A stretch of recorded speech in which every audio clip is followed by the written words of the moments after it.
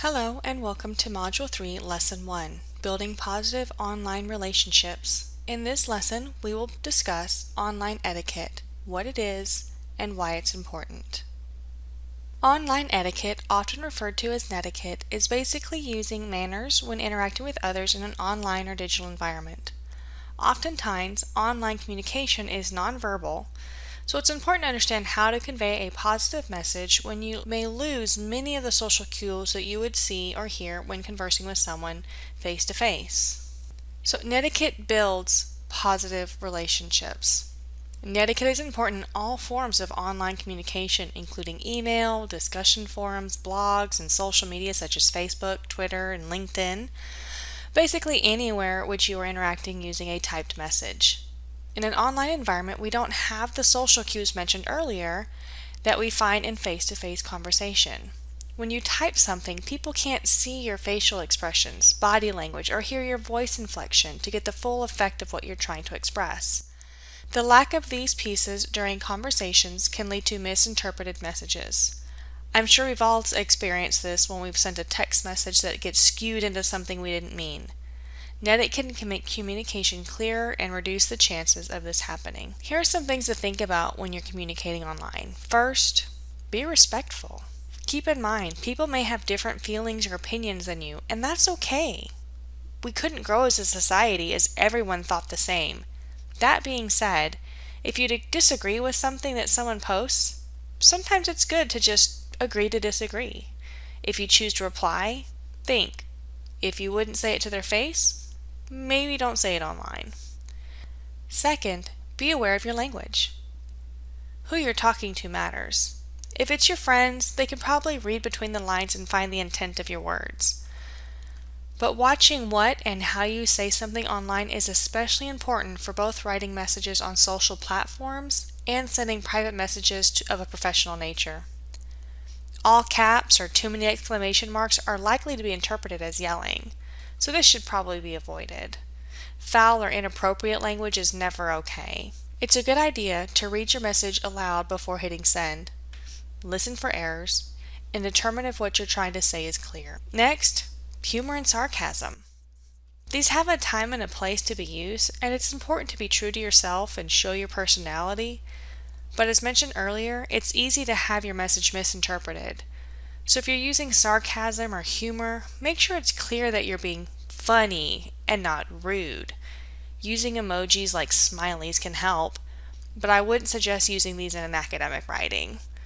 If what you're sharing online or in a paper, even if it's meant as a joke, can be considered offensive, it's probably best to just not share. Other tips for good netiquette that will leave a good impression is grammar, spelling, and giving credit to sources. It may be appropriate to use shortcuts, emojis, and text speak in your communication to friends and family, but if writing in an academic or professional setting, such as sending emails, writing papers, participating in blogs, it's important to use proper grammar and spelling. This is a big reflection on one's ability to effectively communicate. Citing sources is very important. Even if word-for-word quotes aren't used, when using someone else's ideas, it's required to give them credit. This is especially important in academics. Failure to give credit to your sources is called plagiarism, and it can get you kicked out of school. But in general, it's good practice and etiquette that credit is given to the original artists or writers of posts shared even on social media. Now that we've talked about what you should share and how you should share it, let's talk about what not to share. If in any way it's inappropriate, don't share. The last thing anyone would want is for something they've shared, whether publicly or privately, to surface and discredit them. A good rule of thumb to live by is the headlines test.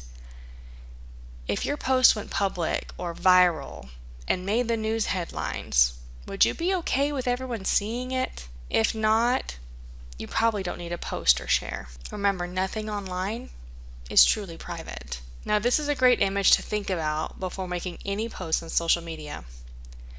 Is what you're sharing true, helpful, inspiring, necessary, or kind?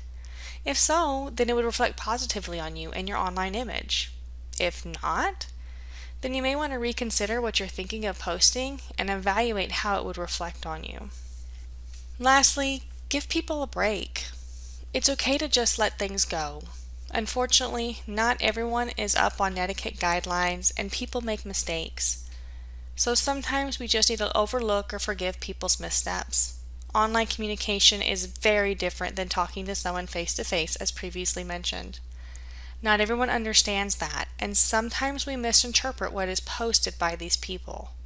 So rather than starting an online battle that no one will win, just forgive them for their error and scroll on.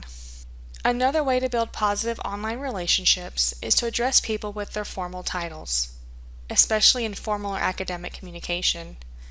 In education, instructors should be addressed in conversations, including emails, as professor or doctor if they've earned that level of education, and then call them by their last name, such as Professor or Dr. Smith. In other communication, it would be appropriate to refer to people as Mr., Mrs., or Ms. Using proper titles for communication is a great way to build positive online relationships. To sum up, building positive online relationships is important and can be an easy task to accomplish. Always remember there's a person on the other side of the screen with thoughts and feelings just like you. So be careful with what you say and how you say it. And be aware that anything and everything you post online lives there forever. It's a good idea to really think about what you're going to post before posting, because you don't want something you posted to impact you in the future.